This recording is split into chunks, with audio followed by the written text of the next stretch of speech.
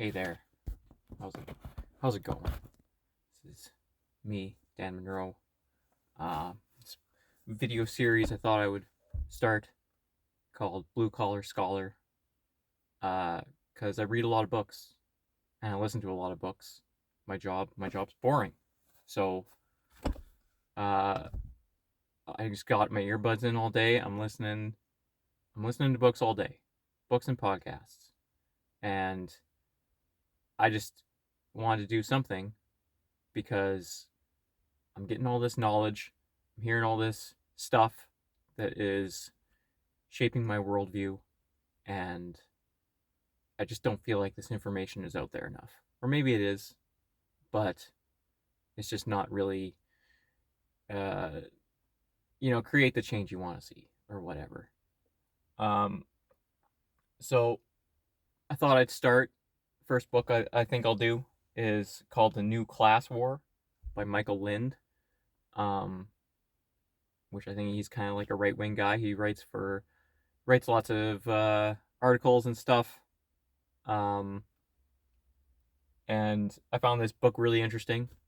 I thought it'd be a good one to start with because I'm kind of a working class type guy, and that's what this book deals with. Kind of works or talks about the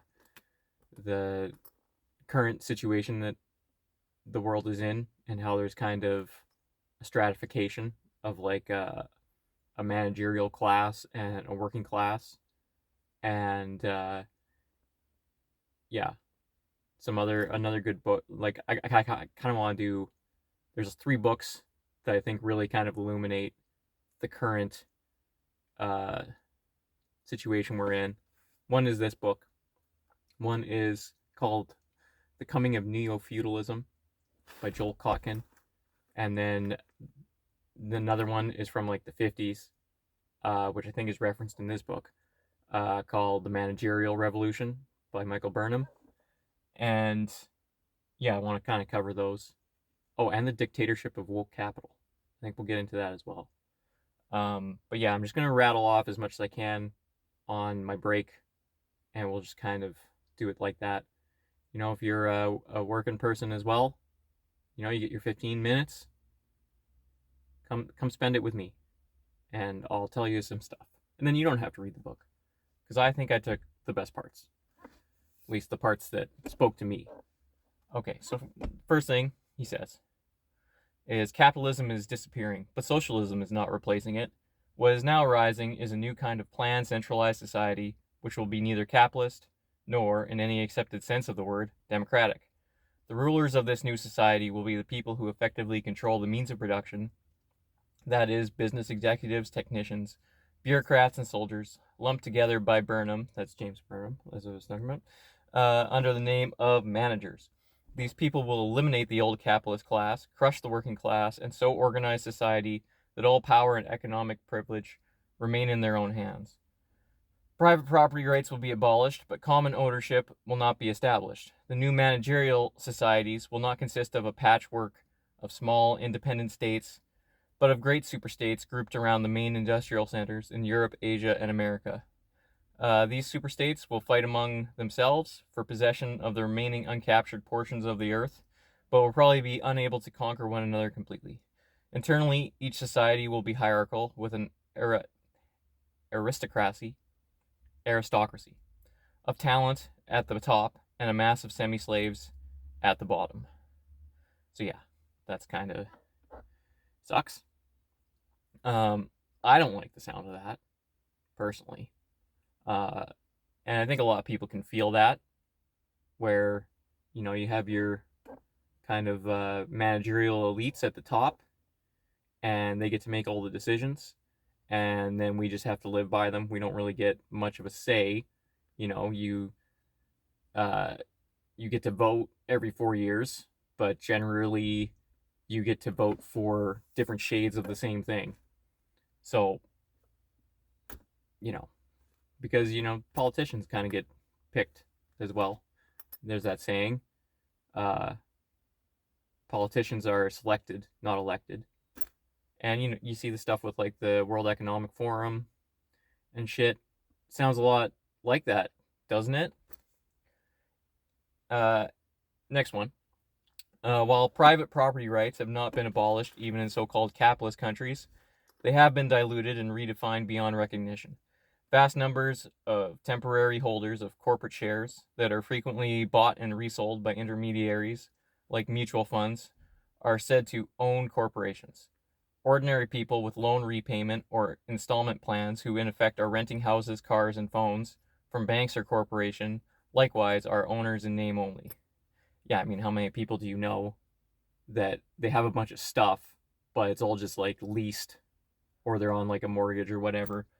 Not many people own things outright. And even when you do, you usually have to pay some, if you own your house outright, you're still paying property tax on it. So you're still basically paying the government for protection or whatever. And I mean, I guess if you're using the facilities of the town and stuff like that, you got to, but whatever. So many people are living on debt, and that's like, I try to keep my debt levels as low as possible. I don't think I have any debt right now, and I should probably know that for sure.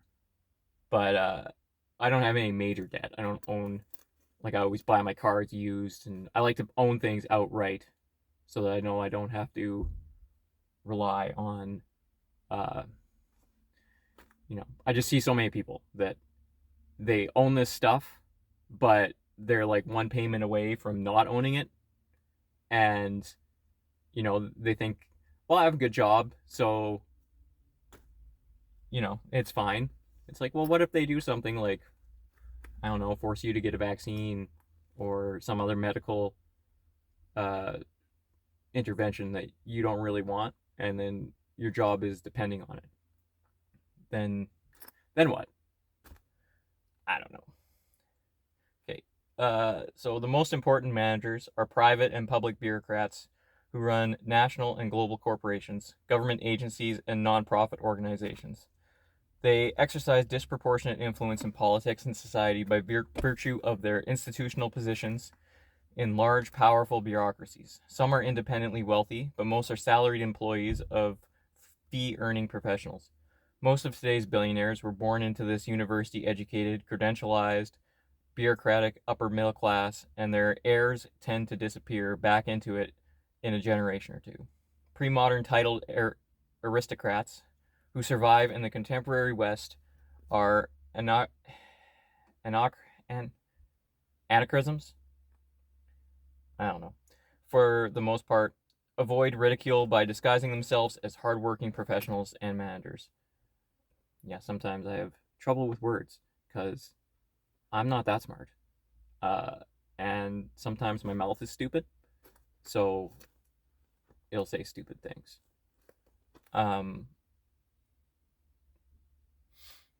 Yeah, so I think the important thing there is all the managers, private and public bureaucrats, they all seem to kind of subscribe to a similar ideology and groupthink, and they're very insulated from the workings of the real world. I've known so many people that they get they're working people, and they get orders from like a manager or like some sort of inspector about how to do their job, even though that person has no fucking clue what their job even entails, and have no realization that, like, either what they're asking them to do will make their job 10 times harder, or what they're asking them to do just simply isn't possible. But they're insulated from the real world, they're insulated from reality, and they just need to, there's a lot of ego involved too, a lot of times, where it's like, well, I need to do this because this is my job to tell people how to do their jobs. And if they end up not doing it, then I look stupid. So, yeah, I'm running out of time, so I'm just gonna end it there.